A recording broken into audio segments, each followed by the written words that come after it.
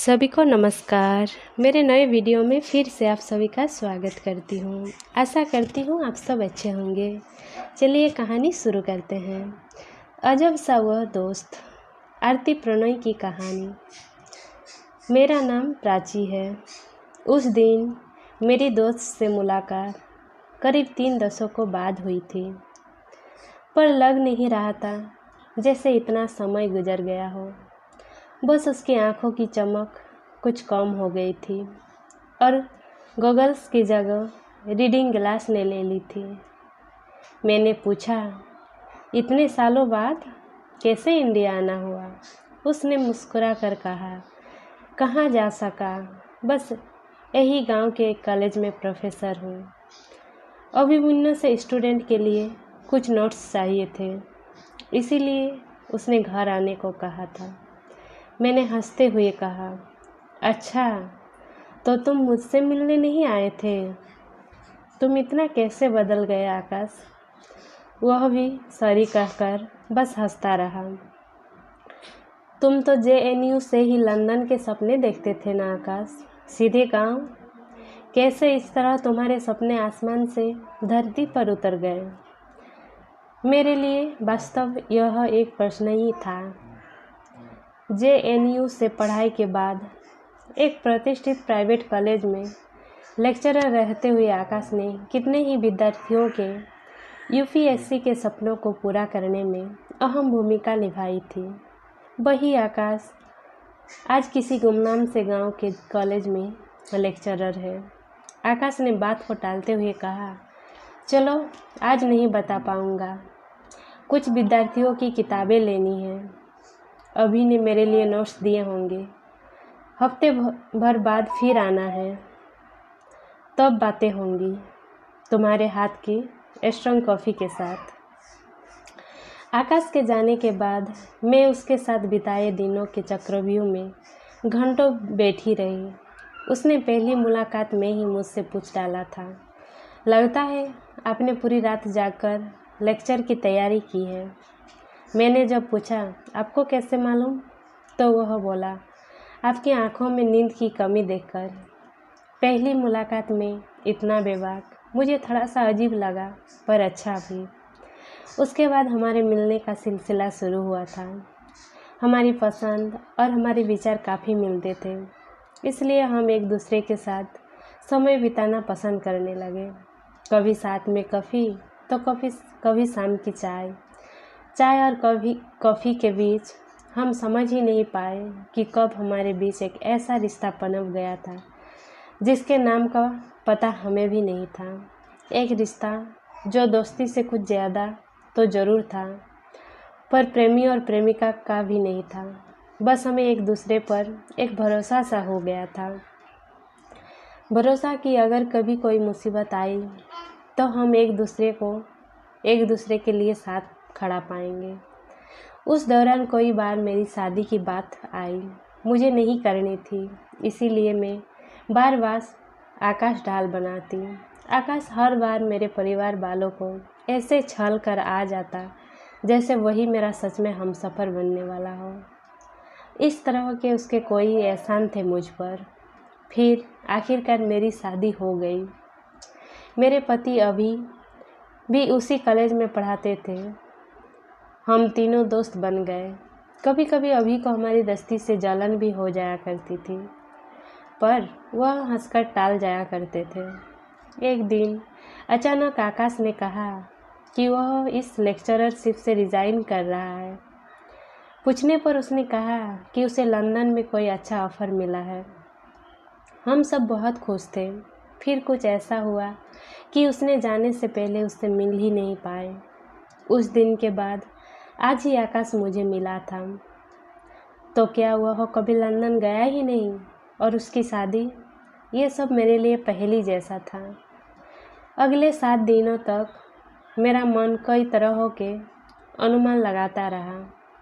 आशंका की सुई बहुत तेज घूमती है, इतनी तेज कि हमें हकीकत से कोसों दूर जाकर पटक देती है।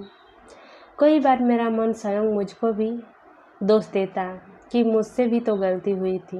मैं भी अपने बच्चों, परिवार और कॉलेज में कुछ इस तरह उलझी कि कभी उसकी खोज खबर भी नहीं ले पाई।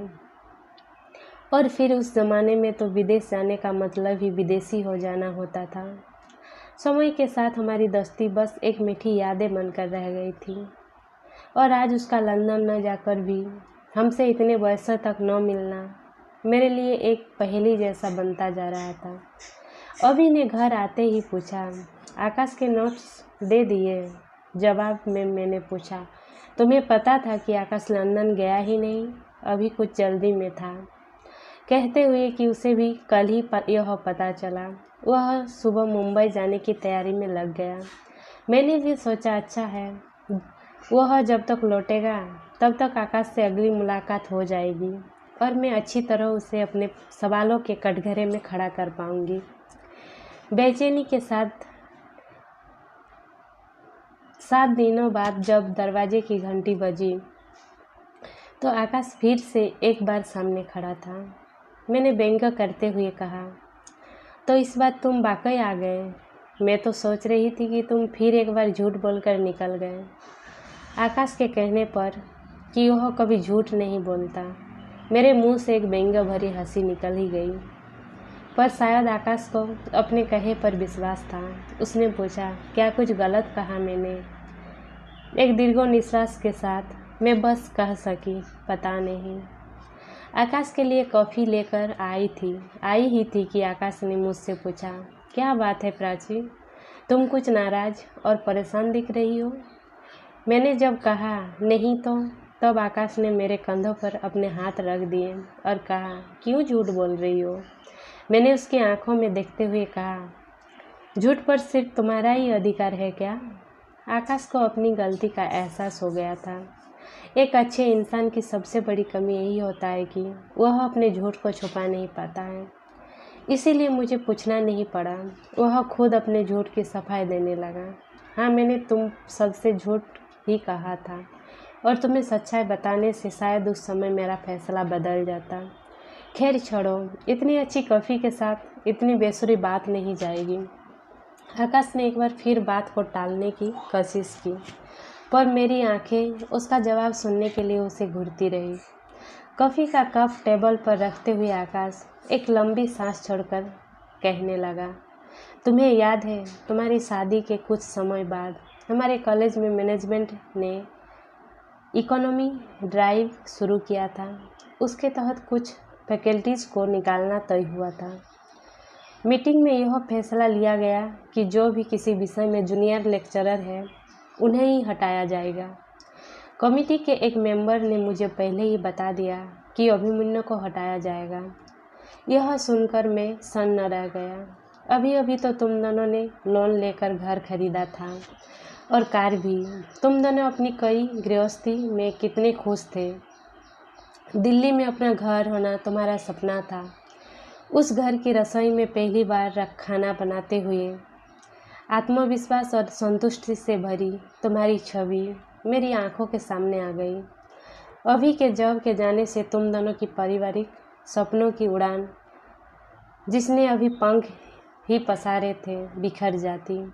कर्ज की ईएमआई के तगादों और जॉब न रहने से होने वाली अन्य परेशानियां और उनसे मलिन हुई तुम्हारे चेहरे से की कल्पना मात्र से मैं डर गया था। तुमसे मेरा इतना रिश्ता तो था ही कि कड़ी धूप में खड़ा रहकर मैं कम से कम तुम्हारे लिए छाया बना रहूं। इसीलिए मैंने मैनेजमेंट और तुम सबको लंदन जाने की बात कह दी और इस्तीफा दे दिया। मैनेजमेंट ने मेरी जिम्मेदारी अभिमन्यु को सौंप दी, लेकिन इसे डेस्टिनी ही कहेंगे कि असाइनमेंट आधा छोड़कर जाने पर मैनेजमेंट से मेरा बहस हो गई और इसीलिए कॉलेज ने मुझे अच्छा एक्सपीरियंस सर्टिफिकेट नहीं दिया। किसी अच्छे कॉलेज में नौकरी मिलना मुश्किल था, इसीलिए मैंने अपने सपने बदल लिए। मेरे गांव के कॉलेज में अच्छे विद्यार्थी तो थे, पर यूपीएससी के लिए तैयारी कराने वाला कोई व्यक्ति नहीं था। मैंने वही जॉब ले ली। मुझे लगा अगर मैं उनके सपनों को पूरा करना अपना सपना बना लूँ तो शायद मुझे भी खुशी मिलेगी। मैं खुश हूँ कि मैं इतने सालों में कई बच्चों के सपनों को पूरा करने में सफल रहा। हाँ, एक बात ज़रूर हुई, इस सब में उलझकर उम्र निकल गई और मैंने शादी नहीं की। यह सब कहकर आकाश हंस पड़ा। मैं अवाक सी उसे देखती रही। उसे कोई अच्छा इंसान कहूँ या देवता, जिसने मुझ पर हंसते हंसते अपनी सारी खुशियाँ लुटा दी थी, जिसने दूसरों की सफलता में अपनी सफलता ढूंढ ली थी। उसे धन्यवाद कहती तो उसका त्याग शायद छोटा पड़ जाता, और अगर उससे इस त्याग का कारण पूछती तो हमारे इस अनकहे रिश्ते का अपमान होता। जाते हुए आकाश ने कहा, एक बार गांव में रम जाओ तो शहर पराये लगने लगता है।